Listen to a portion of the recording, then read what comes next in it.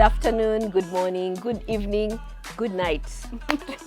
Wherever you are and wherever you're tuning in, another Friday to come into your spaces, another Friday to drive home with you. Some people watch us as they drive home. Another Friday to be part of your laundry, your cooking, your downtime with a glass of wine. We're always happy to be in your spaces. We're always happy to share our advice with you, our ideas, our experiences with you. Thank you for joining us. Thank you for tuning in. Pause.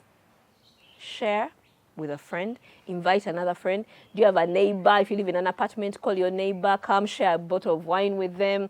And let's spend this time together. This Friday, we're bringing you into the room with us, into the panel with us. We've got so many questions. We asked what questions you'd like us to answer, and we got really interesting questions. This session is going to be a really interesting one, and we are happy to have you here. Ladies, how was your week? How are you doing today? The week was good. I'm good. And I think from the time that I went into that depression, saying I'm fine or I'm good, it comes from a place where I actually have to think about it and say, am I fine? Yeah. Am I really okay? Yeah.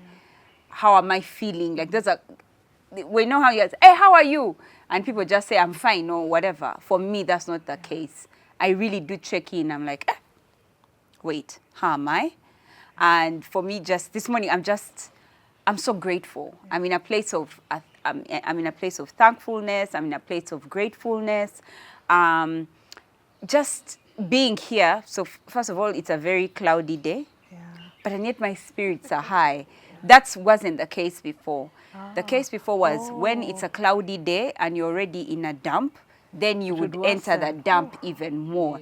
And yes, was I accomplishing a lot? Yes, don't be deceived. I was waking up, I was doing the work that I needed to do. You'd even see me on social media and everything, but I was not fine. So I'm just like, it's a beautiful day. Today it's beautiful. And it also helps that I'm wearing Zuri, Tina brows, Cadia. When you even dress up, I'm fine. I'm fine. Okay, it's MANUELA'S case is carry your sunshine. Yes.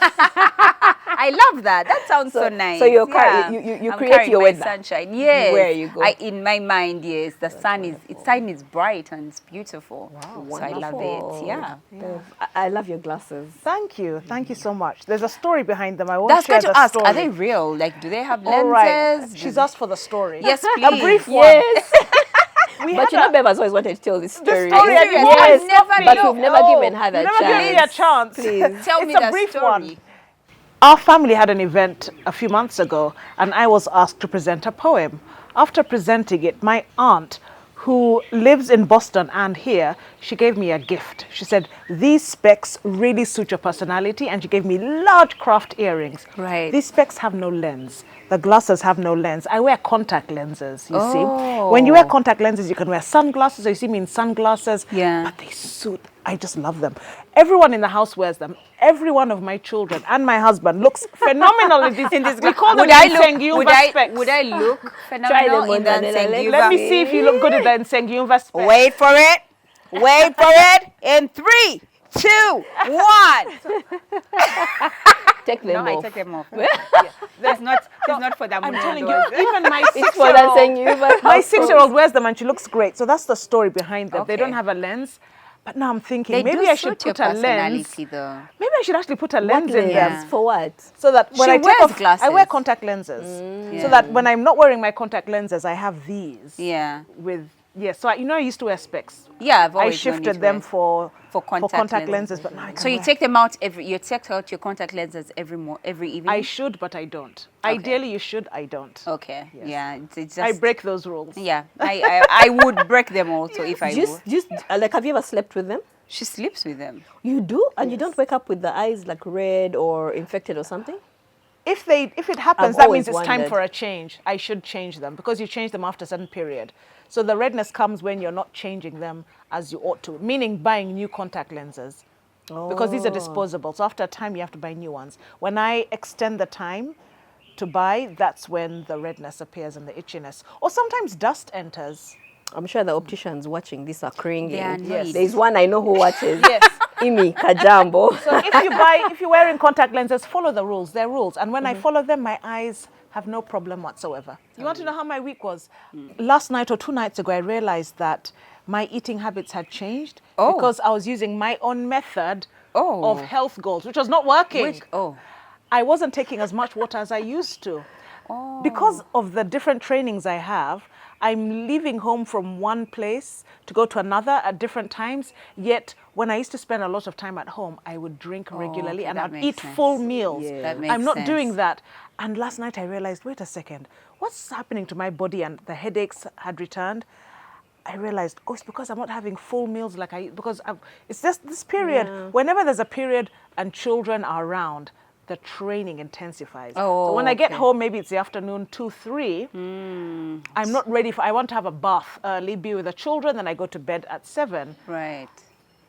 I've started drinking water again. I brought my daughter's water bottle with me. Right. Yes, so that's how my week was. I realized, what's wrong with my Something body? is amiss. Yes, so I'm returning Aren't you to... supposed to be tracking your kgs though? Manuela. What did I do to you? No. But why do But people, why do you like this? why people like being violence? violent? Why are you like this? Why am I being violent? Which side of the bed did you wake up on? I know. No, I remember the time we were celebrating. Yes. I was like, Oh, wait, that- aren't we supposed to be tracking and celebrating? The clothes Okay. feel fine though. So it's not really that, it's just that my body, the food, I'm not eating as I ought internally, to. Yes, okay, and the I've got water you. intake was, so the last 2 days, water intake, I feel so much better. Just 2 days of restoring my water. Your water intake. Because Yes. you'd always say, guys, I need to use the toilet. You guys Yes. would be in the middle of the show. I remember it would be like, cut! I need to use the toilet. 3 to liters a pee. day. 3 liters a day of water. So you've not been taking the 3 liters? No, I was Sorry. reducing it to 1.5, which is so low for me. Yeah, that 1.5 makes is sense. almost... Nothing. I was in a desert. Oh dear, as we are, oh wow. knew you were- Have you tried, can you do like maybe like carry meals, like maybe when you're going to work, or that would I be really just don't to like canvas? that. Okay. I'd rather carry water. Okay. And buy a meal where I am if I have So just, to. you're not one of those ladies that move around with the giant water bottles. You know, these days men make so many jokes about women in Where's offices. Mine is in the car. Which have the quantity. Quantity, I mean, but then that's not the funny part. The funny part is there are always leaves and plants in the water chia bottle. seeds. Chia seeds or cucumbers or okra turmeric. or something. As for okra. So men are always joking and saying, man, what are those things women are always carrying in their bottles? So you're not one of those that carry a giant Detox water like that, bottle. no, plain water. plain water. Yeah. I don't scent it, nothing, no flavor. Plain water is fine. Yeah. That's the detox I need really for me. Yeah, I I tried the agree. leaves one time, cucumber overnight. I don't know what. It's just so much work. I think what has made me happy is the fact that you're listening to your body and saying, Yes. why are headaches back? And you know what it is. I knew what it was, the adjustment. Yeah. I looked at what has changed in my life. I realized my schedules had changed. And when they go back, because the schedule just changed for 3 weeks, you see, and then that's when the headaches and returned. I then- was like, what? wow. Yes. So you didn't rush to a doctor, you didn't rush to the No, of hospital. course not. You're in tune with your With your body body. and you know what it needs. Yes. Awesome. My week was slow because of the pregnancy. Oh, okay. I just felt that this week I was carrying around like a trailer. The whole week I was feeling heavy, tired. You know, everyone who called me, how are you? Tired. Tired. Like tired. That point comes. That point comes. I hope it passes. It will, of very course it quickly. will. It will Yes. pass, So it was just one of those weeks that I was like, so I had to keep motivating myself by watching baby videos. You know, like say, Oh, those reels. I'm going to have Oh, a baby. You baby know, what they are. You know reels. the reels.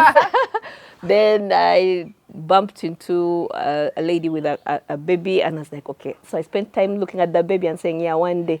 So I had to motivate myself with little things the whole week. But the highlight was yesterday. One of my daughters celebrated her 12th birthday. Aww. Yes, and then she said she'd like to go with her friends to the go-kart. Go-kart. yes. First of all, she's a girl. I looked at her and I was about to ask, why do you want to? But, I mean, spending time with Beverly, now I know. There are no girl and boy things. So, yes. So watching her with like 7 other little girls screeching and riding. having fun at that age. They had such a good time. So I went to watch like when they were starting the race, and then I realized my heartbeat had started to increase, and then I walked away. They were riding so fast, and I found myself shouting at some of them. Slow down! Careful. Wait! They have helmets. They're not going to hear you. And you there are know. people around who can. And it is a go-kart. There are men standing on the tracks, help, literally, yes. to help them. To help them. But I said, I think some things are not for mothers. Because I had other people's little girls in my head. I was thinking, now how do I call this one's mom? What? Do they care? They were driving fast, screeching as they were doing it. I just walked away and went and sat and said, I will see them when they are done. But they came back and they were bubbling and they were banting. Of course, can we have another one? Now you're like, no, please. I need to manage my heartbeat. I'm like, no, guys, it's about to get dark. But that wasn't the truth. Yeah. So that was the highlight. Nice. Yeah. By the time I left, I was feeling much better.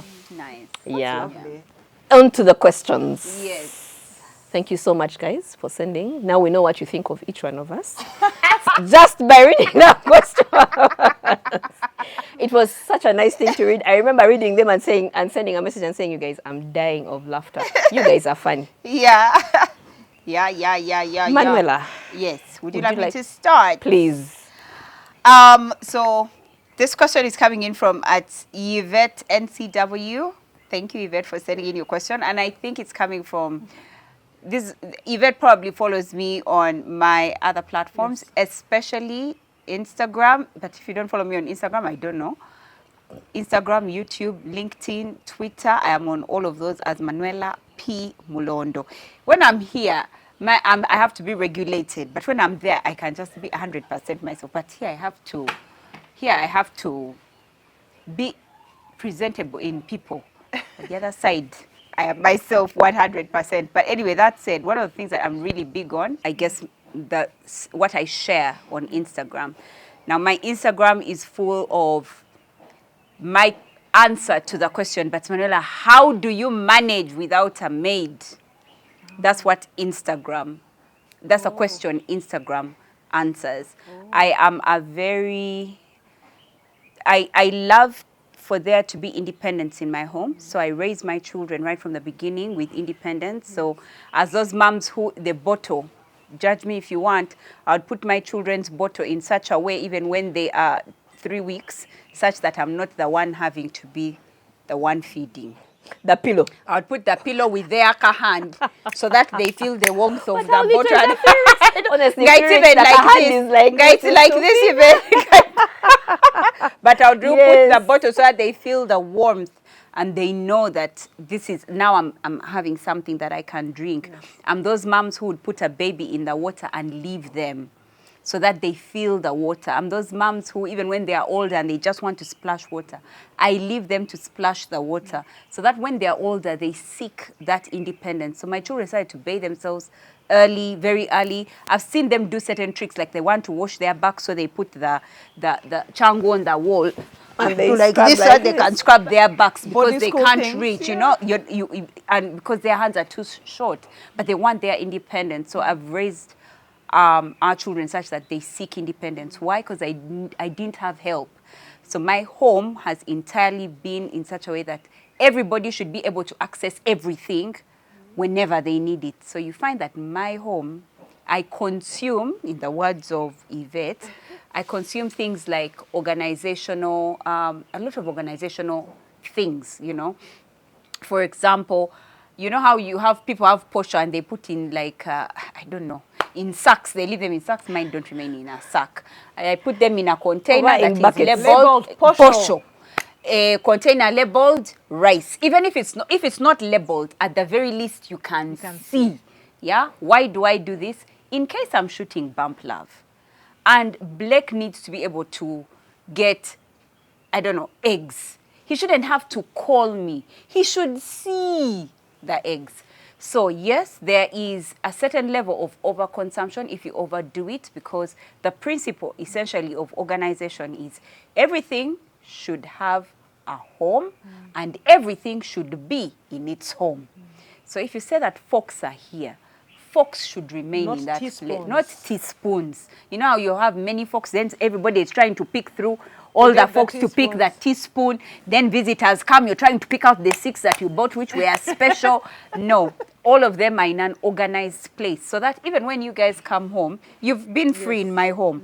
I can be writing a proposal in my bedroom because I really need to respond to that email, and Beverly can help herself at the home because everything is there. organized, She can see it's organized. She needs to do a cup of tea. She knows, she can see the cups. She didn't have to call, Manuela, where are the cups? Because now get the other cup, which is behind the plate, which is, you know. Those are not the ones for visitors. Now, if I ever reach a time where I have 2 places to put forks, then that's overconsumption.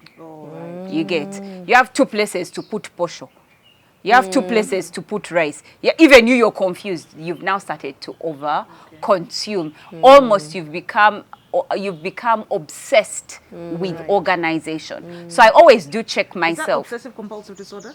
And I don't think it may be the beginning of, but obsessive compulsive disorder has it has so many nuances to it, and it's such a wide thing. But maybe one day we should discuss it. So as long as you find that you're consuming more than you need, you're buying more than you need in the name of organizing yourself, then there is a problem. So what I do, because things change, I'll find that the nice thing that I had for keeping my posho, wonderful, but I've seen another more beautiful one. So I will pick up the other beautiful one to replace it, but I will give away this other one. Is that overconsumption? Possibly, people will say that. But for me, it has saved me from depression. It has saved me from disorganization in my home. It has saved me from everything that comes with having a disorganized home. I did have a lady who was coming in to cook. There was a time I had a chef. She came in and she came so well recommended. She has worked in, I don't know, like the homes of ambassadors and the homes of wherever. She came very well recommended. So when she came in, she went into my kitchen and said, could I go through? I said, yeah, go through. So she goes through and she says, you have the most organized kitchen I have ever found that I have worked in the last 25 years. Oh my goodness. Awesome. I was like, a pat on the back. But why? Yeah. Everything should have a home and everything should be in its home. So that even if power goes, There's no stray rice. you just know where to, anything you need, you can pick it up because that's its home and that is where it is found. Yeah. But now that you speak about it helped you with depression, I've read that your space is a reflection of your mental space. Ooh, that's so powerful. You know, like how you walk into, there are places you walk into and everything is everywhere, and there's hoarding. You know, you look at things and you're like, but why do you have that blue band tea? Like, you know, why do we have that ice cream Memories, blue band really? tea, but I know what you mean. Why do we have why do we have that ice cream tea? There are spaces you walk into and you want to ask the owner that, is it okay? Can I help you? Yeah, so I've read that it really shows the kind of mental space that you are in. There are offices you walk into and you have a meeting with someone, and the whole time in the meeting you look at the person's desk and you're asking when they want a paper, a particular one, where do they find it? Yeah. Those kinds of people always know where their things are, by the way. Right, they do. But yeah. Yeah. Beverly. I love that. Ask us anything. Even you didn't know these things. Even I didn't know these things about you. So thanks for the questions. I'm going to choose one by Nakato Peace. I thought it was rather profound, just like almost all the questions are really profound. And her question to me is, advice to a girl who is 30 who wants to meet a perfect man. Ooh, a perfect man. Yes. I got married at the age of 30, coincidentally. And I love this question because it means you're coming from a lot of anxiety, possibly, if this question is for you. But to anyone else, there's an anxiety you get in your late 20s as a woman because the marriage question often comes up, especially when you're in a society whose culture and tradition evolves around that quite significantly. And understandably, we've been socialized to know marriage is a great thing, which it is. It's a beautiful thing. Can we agree? Right. And at a certain age, it's recommended, maybe because of the way women grow and those who want to have children. Biological clock. The clock is For those who want to have children and things like that, we have certain parameters that our bodies are governed by. Having said that, we also have to avoid the unnecessary obsession with marriage when I got married at 30, I thought it was late. I thought, oh my goodness, I might as well be 82. Lord, what have you done? You've abandoned me. I had my first child at 32. Now that I'm 48, I think, what? 30 was old? Am I insane? Yeah. But also because of the life I lived. Because I was around so many artists and so many career women. And actually, I was in the top 5 percentile. In terms of people got married first, I was amongst the first at the age of 30. Right. Because of the people I was with. I spent a lot of time with writers, people who were traveling the world, people whose careers required them to travel or to study further. And so for me, with my peers, it wasn't late. And some of my peers haven't got married. We don't talk about marriage in our everyday discussions. But what you want to find a perfect man? I think work on yourself. Yeah. Not think, believe. Work on yourself so that the perfect man is not the answer to everything in life. Right. When that person finds you, you're already a complete person. And they find you on your journey of completion. Right. In other words, don't put your life on hold because you're waiting for somebody whom you may believe somewhere in the back of your mind will fulfill the gaps you may have, because that isn't going to happen. Find fulfillment. And how you find fulfillment, find people who align with your purpose. You do have a purpose. You have goals, all right? If you want to be a writer, you want to be an engineer, you want to be a doctor, you want to be a homemaker, you want to be an interior decorator, find spaces that fulfill that part of your life. Right. And then on that journey, you will attract the person. Don't be in a space that is not conducive to who you are, hoping that is the place where the man will come. No, he'll find you in a place that is not meant for you. Right. And then he'll find a wrong version of you. Right. So whatever you're doing, be in a place that is always shaping that version of you that aligns with your purpose. If you're a dancer, be dancing. You're a singer, be singing. Don't say, I'm going to join that fellowship of women. They're always praying for marriage every night. That fellowship is not for you. You're reducing yourself to fit in. You're raising your hands to things that are meaningless to you because you were told. They're marriage breakthroughs. No. Be in the purpose aligned for you. And in that purpose, you'll find a fellowship of women that is right for you in praying for marriage. Right. Because there's some women, for them, marriage is just about, forget your goals and careers. Only be there. Is that who you are? So be aligned with your purpose and find people who are in that space. In the sense of where you find you're exasperated because you find the wait is long, because some people 30 is rather far, I would say then encourage you that I've learned the term destiny shapers or destiny helpers. Right. There are people who speak into my life. I'm like, yo, what? That was exactly what I needed. And how did they know that? Because maybe they've known my journey or they were just right for that time. The Bible says how apt is a timely word. And therefore, you will find those whose word for you and your marriage is timely and apt. May it be timely and apt, because there are people who may have words for you in marriage and it's not the right word, and they're not the right people, and you're frustrated every time you're with them, but you can't articulate it. And there are those who will speak into your marriage and tell you about the man, and you're like, this is so right. So you'll find those people. I was prayerful about my journey. If you're a prayerful person, prayer I'm sure will help, but always make sure your spirit will tell you when it's the right person, the right people you're with. I just say be aligned with your purpose all the time. So don't just wait.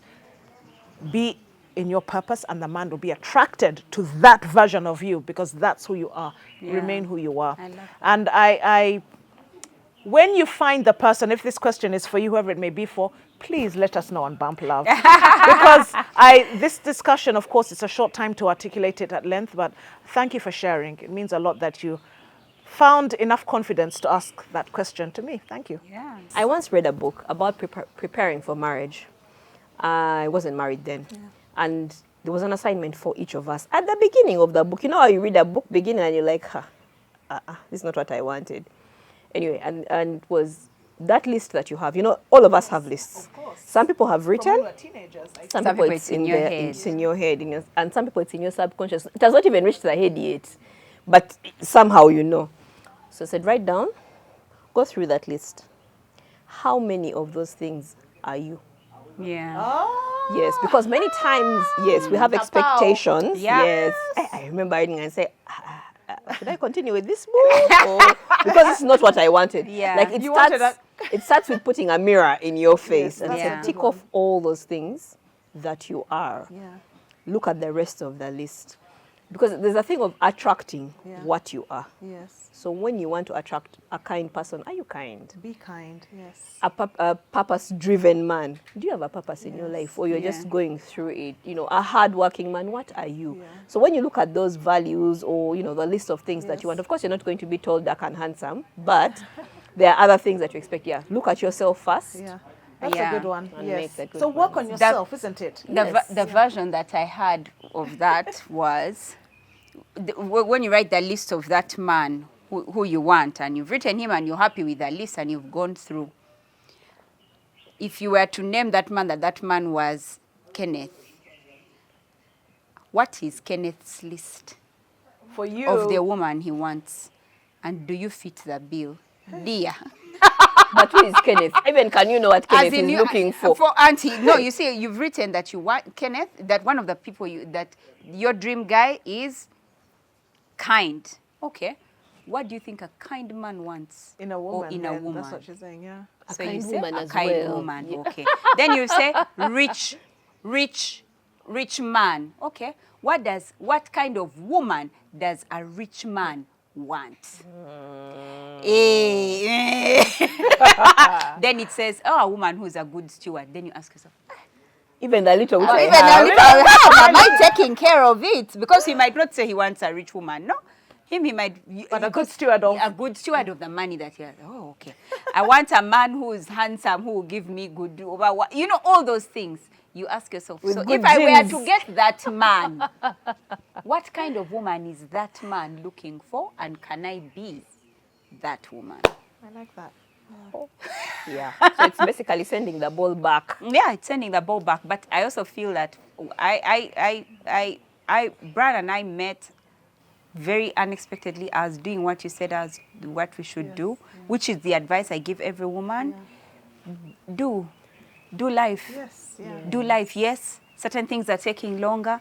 You're clocking 50, you're clocking 60, and you're like, but I met the guy and he was perfect. We were at church together, but Made then for each other. We were made for each other, and then it all went. I say, yes, continue, continue to be in the spaces, because like you've said, you want to be got from the right space, yes. doing what you're supposed to do, Yes. so that no one ever enters the relationship not knowing who you are in the first place. He can't come and say, but I met you in the club. Now you are telling me that you don't like dancing. What were you doing That there? even loud music That even loud gives you a music headache. gives you a headache. But I found you in the, or I found you in church.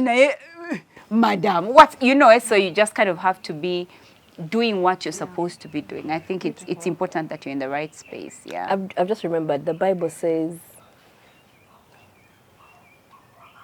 what's the thing about it? Sorry. Oh, okay. I remember the Bible says, he who finds a wife finds a good thing and obtains favor from the Lord. I think it's important for women, girls, to remember that you will be found. Yeah.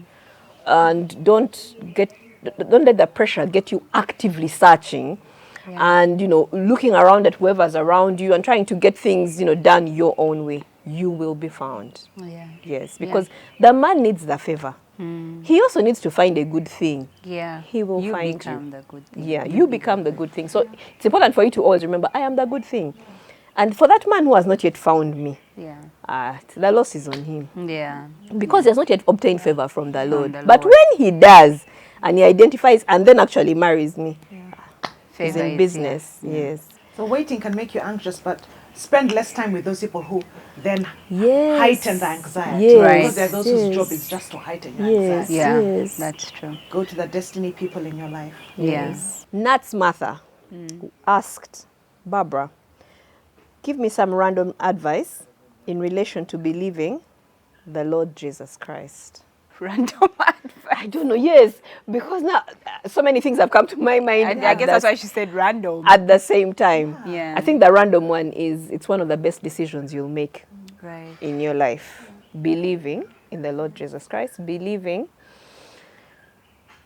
that he died for you and finished everything for you. Maybe you can share when it happened for you. Babe.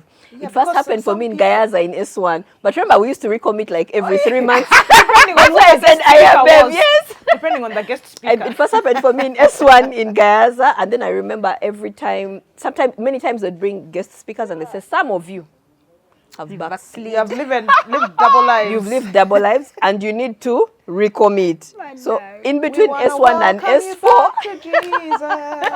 It's good to see you. I think I recommitted over how many times? Enough. Yes. So it happened. The first it was, but to seriously walk the journey, oh my God, I think was like maybe 6 years ago. Yeah. Yes. But you know how you've always believed and but life is just happening. But to sit down and say, this has to become my life now. It was about 6 years ago. And you experience God in very many different ways. Faithful, answers prayer, a loving father, saving. Saving in terms of the things that happen to you and you're like, That's this one, one. thank you. God Like you saved literally me. watched a bullet pass you. So random advice, it's the best decision that you will make. Ever made. Yeah. You were listing all the qualities of God, and I was like, I thought you would reach the other qualities. That he's tough, that he's jealous. Those one, Let her first come. Let her first Let her first come. Since it's random advice. Yeah. It's so funny. Okay. Yesterday we're doing, or there's this challenge that I got a part of, that I became a part of. We're reading the New Testament in the month of, in 1 month. And so one of the ways to read, vast number of chapters is to put it on audio. So I put it on audio, and Blake and Bianca like to be a part of my Bible study, but I keep telling them, if you're coming to be a part of my Bible study outside of our family altar, you come here to be quiet. Okay? So you can watch. So they watch me do my Bible study. They, Now, Blake was a part of this one in particular. So he was listening, and of course I'm writing and everything. So at one point, we're at Jesus at the Mount of Olives during the Beatitudes. He's talking, blessed are those, blessed are those, blessed are those. Then after that, he goes into you venomous vipers of whatever. The whole time I'll just keep hearing, so I'll pretend I'm not hearing and just continue writing through my notes. He was making so many. He would say, then he keeps quiet. I would continue writing my notes. Now, at one point, I just couldn't, because the time when Simon Peter he's just told Simon Peter, I've given you the church, and the church will be built upon your name, and whatever, all of those things. And then 3 minutes later, goes like, get thee behind me, Satan, talking to the same Simon Peter. Blake stopped. He picked my phone and just paused. He said, Mommy, what's up with Jesus? And you decide. What are we doing? Mommy, what's up with Jesus? Is this the same Jesus that I know? Because, Valid question. Yes, very, very valid question. And I did sit down with him and I said, okay, fine. This one, I need to take the time And to teach. explain and teach and, all of those things. So anyway, just side comment. Side comment. This question is from QDora256. Thanks, love, for sending this message. It says, can someone have more than one purpose, and how do you discover your purpose? So no, I truly believe that you only have one purpose here on earth. However, how that purpose unveils itself can take different facets to come together. There was a time in my life I thought, oh my God, I have been made for children. But that was just one facet of my purpose here on earth. And I had no idea. Or the part of me that does a lot of organization and planning, I'm not here for those things. Yeah, I'm here Those are tools used. Those are tools that I use. Those are different facets of this one big, huge purpose. Like support. Thanks. For the purpose. They are supporting the purpose, or so like, say, for example, my purpose here on earth is for the woman to inspire her, to challenge her, to motivate her to her God-given innate ability to win both at work and at home. based on the Proverbs 31 woman. That's what, when God was molding me, knitting me in my mother's womb, that was his mind for me. But for it to come out, he didn't tell me that at 12 years. No. For me, it started with my love for children, and then showing me my gifting for children, and then my great marketing skills and my PR. So all these things come and they look so many, but when you look at them, there is a golden thread that leads me to this one, purpose. So no, it might look like you have so many purposes, but no, they are like support documents. There is one, and everything else fits nicely into it. How do you find out your purpose? The one and most sure way is to go to the one who created you. Because he knows the reason why he created you. So he's the best person to ask to say, so here is my birth certificate. During a prayer, do you do that? I go with supporting documents to the prayer room. You do that. I know you do. Even you do. I think I've only done it once when I went with, what is it called? The company registration document. Company registration. We do it like at the intercessors for Uganda. You go with your documentation. So he said, Lord, this is my birth certificate. I was born on this day and at this time. Why? Yeah. Why? And then the one thing that most people don't do is they don't listen and they don't wait. They blabber and stand up and go. Take the time to sit down and wait, because God tells us, his word tells us, all things work together for the good of those that love the Lord and are called according to his purpose. So all of us were created for a purpose. In fact, whatever purpose I have, there is a grand purpose to which I fit in. And that's why the Bible tells us each of us have different things that we do in the kingdom of the Lord. Some of you are eyes, some of you are legs. We have a certain purpose, but all together there is a purpose that God has for all of us as a church. So because of that, I ask him, what am I supposed to do and how do I fit into the big picture? Where do I come from? Now, there are people who have asked God and they've been able to come up with models. So there's a model that I absolutely love. And it's a Chinese model called the Ikigai. Yeah. I've read the book. You've read the book, my yes, God. the Ikigai. And essentially, what it says is that your purpose is the merge or the central point of what you love, what you are good at, what you can be paid for, and what the world needs. As long as you find what fits in there, in the middle of that, gives you all those. You know, most people say when you walk in purpose, you don't get money. No, you should be paid for it. Yes. It should be something that the world needs, not just your neighbors. No, the world needs something that you are really good at, something that you love. Because I'll give you an example. I am really good at early childhood. I'm something else. I'm really good. I can understand a child.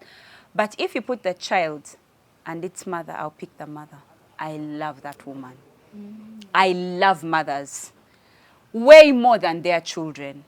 And I will do anything for them through their children.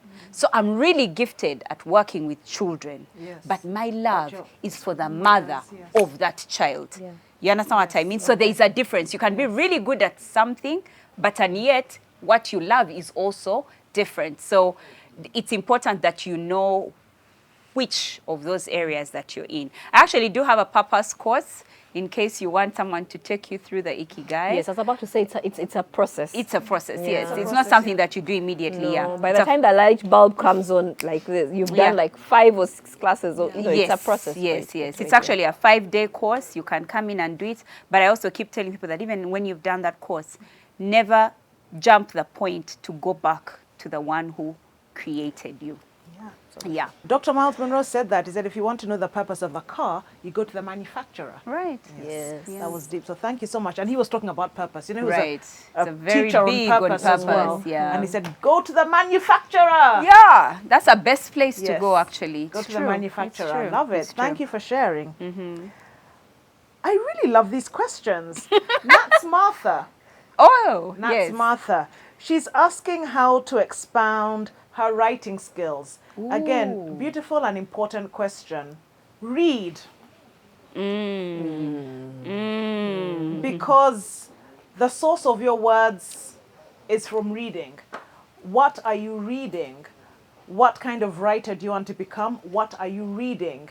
Elon Musk, and the reason why I follow him is because he's the richest person in the world as of September 2024. So I think some of his information is important. Right, by the time he's He rich. says, do not just read social media posts and blogs. Read actual books. I believe that. I believe in books and libraries and bookshelves. All right? Read a good book, because books have such a source of knowledge that has been researched over the years, gathered into that compilation. Read it. Read books which have been written by several authors, edited by the best. Read. If you want to expand your writing skills, read, because that's where you get rich vocabulary, you get knowledge. What are you writing? You must write from a source of knowledge. Read those books that have knowledge. Practice. The first place of practice is a journal. Some people will call it a diary. Because a diary enables you to write regularly. And you want to do that. You don't want to wait for 6 months to have elapsed before you've written anything. Right. You don't always have to write on the computer or your iPad. Write in a diary.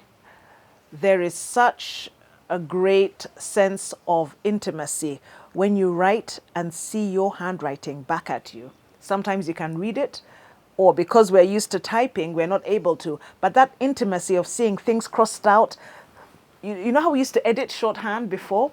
There's such an intimacy that just expands your writing and reading skills. The connection is so powerful when you read your own writing, because when you read your own writing, it means you've taken time to write things that are so important and minuscule.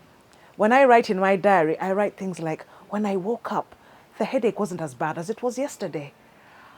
I'm so glad for my daughters, because this particular night, none of them woke up and I was able to pray for an hour uninterrupted. Those are the tiny intimate details I write in my diary. And writing is such an intimate spiritual process. You must find that space. It's hard for me to type like that on the laptop, but in my diary I do. Writing is a spiritual experience, at least for me. You're communicating, you're exchanging something. And when the reader gets access to it, that exchange has happened. That's why when you read the word of God, those are not just words, they're a double-edged sword. If you want to expand your writing skills, read from the most important sources of knowledge. You have to steer away from that place where writing is not respected. Right. Where people don't care. There are people who will send things and they'll say, it's not important. We're getting the money. As long as you have the money. Have they accepted? No. The process of communication is important through writing. So read from great books, rich books in libraries. Write in a journal. It's an intimate space. And then forget writer's block. We're told that what happens if you get writer's block? Forget that. It doesn't exist. Oh, wait. Stop believing that, because that's an excuse. So what happens when someone says, I actually have the writer's block? What has happened to them? They may have it, but then it's an excuse that we've allowed to continue. It's an excuse that we had, to remain and we somewhere. said, oh, so this is writer's block. It could actually be laziness. Yes. Because if you have to eat, how come you don't have eating block? When you need to get your salary, how come you don't have getting salary block? Yeah. Why is it with writing block? Because writing requires a certain amount of tenacity and hard work, which you don't want to apply. Yes. Why is it whenever it comes to things that require certain hardship, suddenly we the exercise, burpees, but don't I have a stitch? And they said, listen to your body. The doctor said my knees are weak. You'll never get a stitch when you're going to receive $50,000 for an event, will you? Right, no. I have never got any problem with my With a body stitch, when how? I'm receiving money. But Never. even if I get the problem, You will go with your you'll go stitch. with your stitch. The rain won't affect your weave when you're getting money. On which day? But when you have to exercise, suddenly the sweat From may the not wig be is good, going to. you see? Oh my And so we gosh. have to get rid of those excuses. They're getting in the way of our excellence. forget writer's block, it doesn't exist. If you maintain a calendar of writing, and somebody told me this, there was one time I completed a draft of a novel on a broken Samsung phone. And I used to use it quite a lot for my workshops in writing, because I said every day, I learned every day, write 1,000 words. 1,000 words, such that if by the end of the 1,000th word, you're at the point where it's an anticlimax, stop there, so that you have something to look forward to the next day. And that discipline is important. So maintain a disciplined schedule. I know writing is creative and it requires a certain level of, this inspiration. Forget it, inspiration is 0.000%. Put in the hard work. Actually, John Maxwell said, inspiration is it's a myth. It's a hoax. It doesn't. It doesn't Forget exist. the muse, because the muse will come when there's a sunset. Tomorrow there won't be a sunset. Are you going to wait for the next sunset?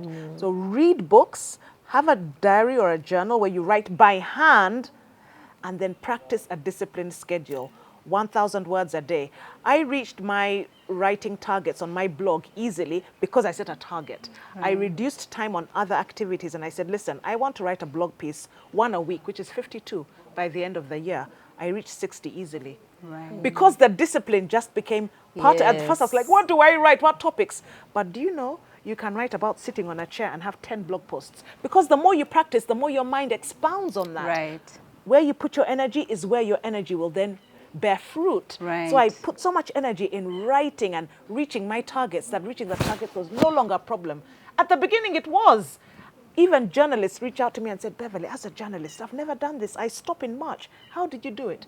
The discipline. And I reduced activities that were taking me away from that discipline. But this is not a writing seminar. I feel it's become that. No, I was about to get out my phone and take notes. Start writing. But thank you so much for the question. Yeah. That's Martha. It's something close to my heart, and I hope you've been blessed. I think another important one is they need to listen. Stop and listen. Many times people don't, because you're writing your thoughts. Yes.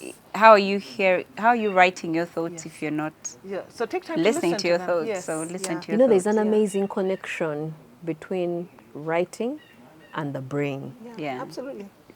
If you go to a class and you type something, vis-a-vis if you go and you write, you're most likely to remember it because you wrote. I don't know. It. Anyway, God, There's something. God did His things, and we can't understand And everything. is it Prophet Hosea who said, write down the vision? Yeah, right. Yes. It's just there's just some amazing connection. A few years ago, Habakkuk. a few years ago, I was having an interesting conversation with a gentleman, and he said, after talking to a woman for about 5 minutes, I can tell a woman who reads books and a woman who does not. Of course, my first reaction was, "Shut!" He said, "Listen, please.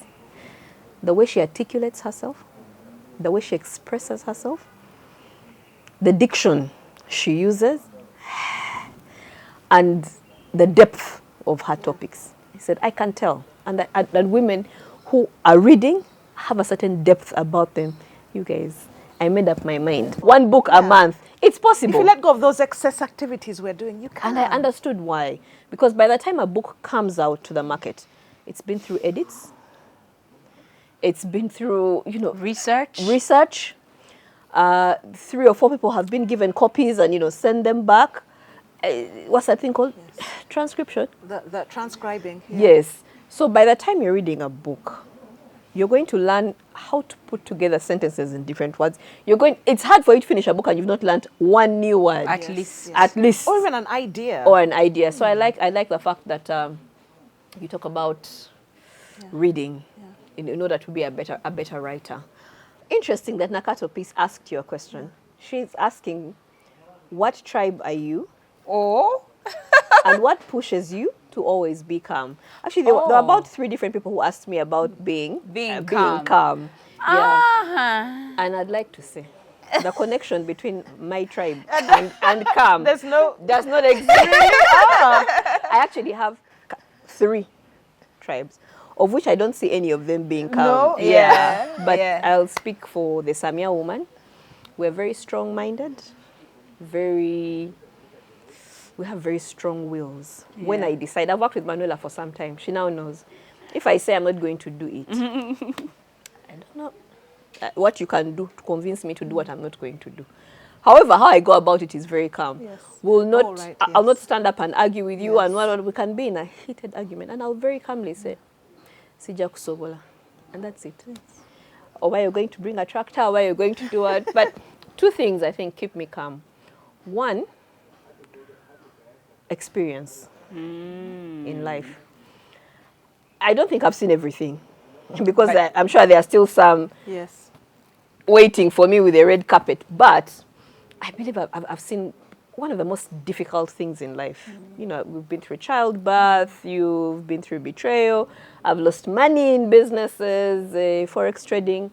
Anyway, You need a show. yes, so been through a divorce. So I feel like I've been through a lot of things that the time someone does something to me and I'm like, it has happened before. And, you know, I let it pass. I've also taught myself to get over things quickly. However bad it is. I've taught myself, like, within the next hour or so, it's like it has not happened. You're walking on the street, I'm walking on the street and my phone, you know, gets stolen. Oh. The next day I probably won't talk about it. It's, how do I sort it out? Where do I get a new phone from? How do I register my new SIM card? That's it. So I've taught myself to get over things quickly. However, I ask myself two questions. What's the worst that can happen? And to what end? One of the most important questions you'll ask yourself in life is to what end? Yeah. So many things we do are useless. So many arguments we get into are useless. So many fights we get into. King Solomon said it. Like, you ask yourself, where is this going to end? When you realize it's not ending anywhere, you come back And don't and start humbly at sit all. down. Yes, and don't start at all. Jesus told us in John, my peace I give you, not like the world gives you. I like So that. there's a peace that you get when you start to walk your journey with Christ and dedicate everything in your life. Like, Beverly will do something to me, and in my prayer I'll say, but God, you saw what Beverly did to me. Okay. I've reported you and I've left you Okay. there. Yes. It's no longer your problem. No, it's not my problem. What God does with you is up to you. Yes. Yeah. So it's, find yourself getting peace from God, from the inside. What people see on the outside usually comes from the inside of you. You can fake, you can say, I'm going to fake it until I make it, and what, you'll still be caught. That's true. Yeah, but once it comes from the inside, It's like, different. You don't agitate. no, I don't It's agitate. different. Because even when I ask myself what's the worst that can happen, you people, if the answer is not death, I withdraw. Where are we? Because even death, I think I'm going to reach a point where I'm like, but this is the path we're all taking. Yes. At some point, you're going to have to die. Yeah, so those things keep me calm and withdraw from lots of scenarios. And I think I can actually be annoying. Yeah. Those people who you can get into an argument with. And then I'll be like, yes, Hey, we see you here. yes. We see you And then the here. person When we are says, I know you don't mean it. But that's what I've said. I know you don't. No, yeah, because I just want it to end. And can we move on and do the next thing? So I'll be like, oh, We see no, you Barbara. I know you don't mean it. So, we see you here. yeah. We see you. Everybody can be like, Barbara. She just walks in.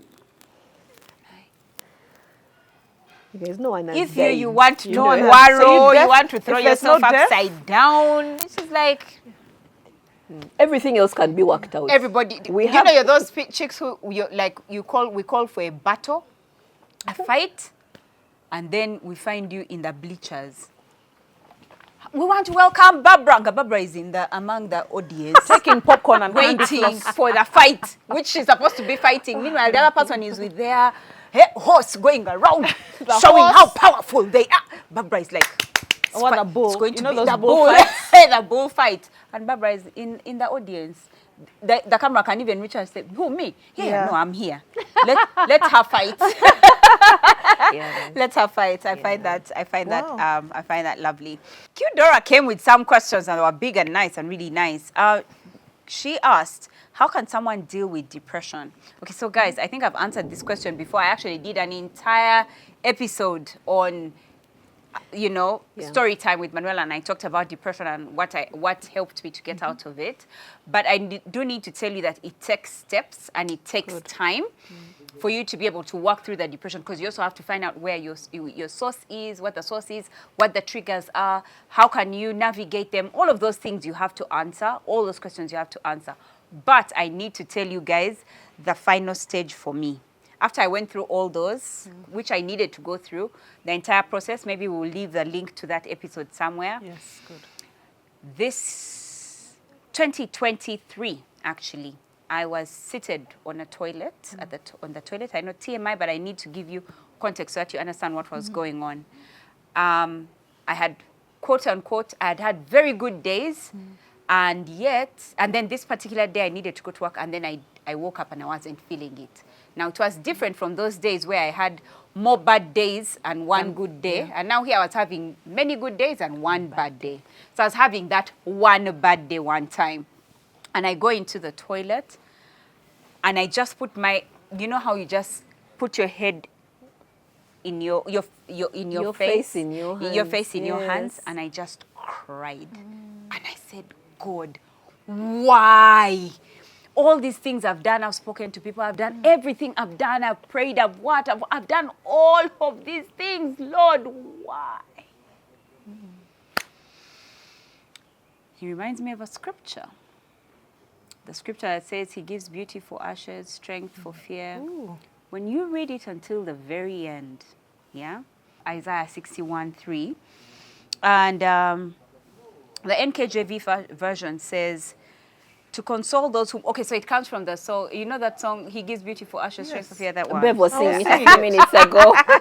So to console those who mourn in Zion, to give them beauty for ashes, the oil of joy for mourning, the garment of praise, listen to this, for the spirit of heaviness.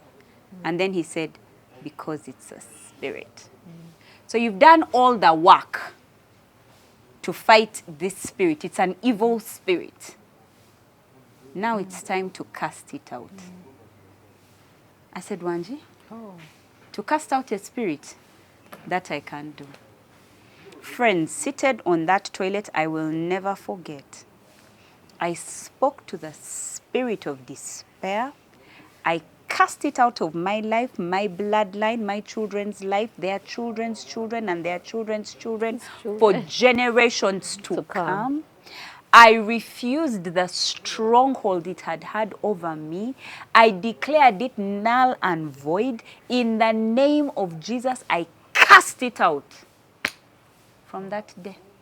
Okay. That's such a good That lesson. was the last.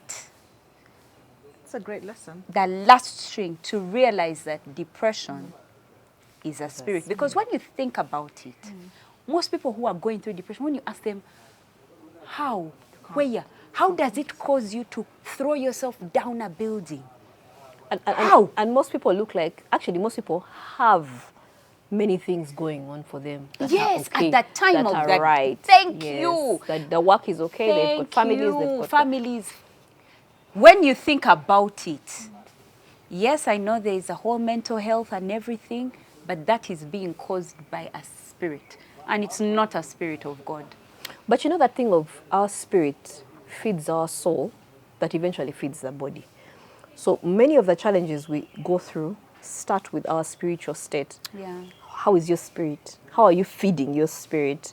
I listened to a preacher one time say, we go through the whole week feeding our bodies food, drinks, soda, what?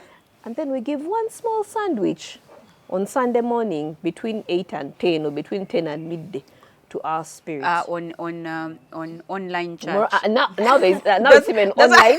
I thought when it moved from when it's online, yes. It's no longer a sandwich. It's like an egg. I don't know. An egg. But you see how much. Yes. So how much of our spirit are you feeding? How much time do you spend in prayer? How much time do you spend reading the Word? How much time do you spend in fellowship with other believers? Yeah. Yeah. So Yeah. our spirits, like I can totally relate that it really starts from the spirit. So are you feeding them a large, rich coconut cake? Large or pizza. the Large pizza.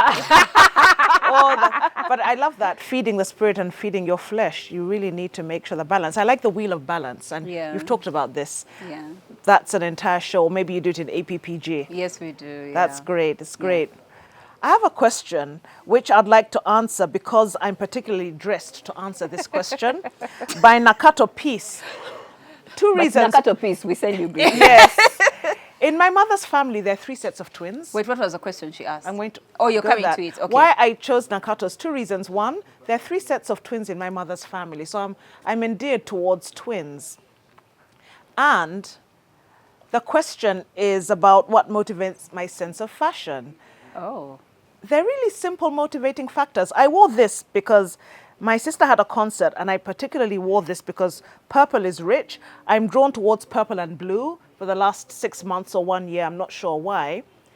And they're bold colors, they're rich colors, and they're easy to configure whether you're on screen or off screen. It's also easy on the audience's eye. I started wearing that whenever I'm emceeing or talking before a live audience. Blue, purple is so easy to manage with an audience. I look at that. I'll rarely go for bright glitter. That's one reason. Also, is it accessible in terms of money? I don't buy expensive clothes, maybe because I don't know where to find them. What I do is accessibility in terms of price and how much can I play with it. This was easy. I just got simple material. And I thought, why don't I tweak it? Have 1 long sleeve and 1 short. I have 6 dresses like that. I went to my tailor and I said, listen, because of the work I do, I stand before audiences. Please give me something simple, a bold color. How can I tweak it? And it's simple. 1 long sleeve, the other's short. I have about 6 dresses like that. You will always look unique, and yet it was so simply done. I also look for something that enables me to walk easily. Because I stand before audiences, yes. And because I stand before audiences, I don't want something to distract them. Let me be able to walk, to pick up the microphone, to hand to a co-MC, to hand over to the guest speaker. Without walking and you're pulling your dress. Yes, without feeling uncomfortable and without making other people uncomfortable. Thirdly, something that I can manipulate easily. In other words, put on high heels and the right earrings, you can wear it to a wedding and church. Put on trainers and you can wear it for children's training. Right. Put on something like that so I can manipulate it easily for different things. So really it's the boldness of the color. How can I tweak it so that it's mine? Long sleeve and short sleeve is what I'm doing right now. And also how can you manipulate it or adjust it to suit different occasions, formal and informal. Yes. African print is where I go a lot towards, but I am accessing other materials and finding great joy in them. Yeah. Yes. And if I buy them, great. Usually I tailor, but sometimes I'll find a place where I can buy that's really great for me, like Arija Fashions. When I discovered her and she started the partnership, so many of my corporate clothes actually are from Arija now. Yeah. Nice. I think your tailor enjoys working with you. If I were her, I would copy some of the styles and sell to other people. Because I'm thinking, when you're working with a creative person, every day she comes and she says, so I drew this. You keep your paper there. After she's gone with hers, make the same dress, sell it to another 500. They'll be like, that tailor is so creative. Meanwhile, the brain is Bev. So I've had so many people ask, how many children do you have? You talk about many children. You don't look like you have children or as many as you have. We have 7 children. Humphrey and I have 7 children. 2 of them are biological. 5 I acquired by marriage. Oh. Yeah, they're all lovely. It's a set of totally different characters, like all the 7 of them. It's amazing that you can't say this one is like this one. Everybody brings a different set, everybody different character. Some are very, very, very loud and lit up. Some are very quiet. You have to literally poke them out of there. So how are you? Fine. Okay, how was your day? Fine. Okay, tell me what was fine about the day. So it's nice to live around them and deal with a different character. Yeah.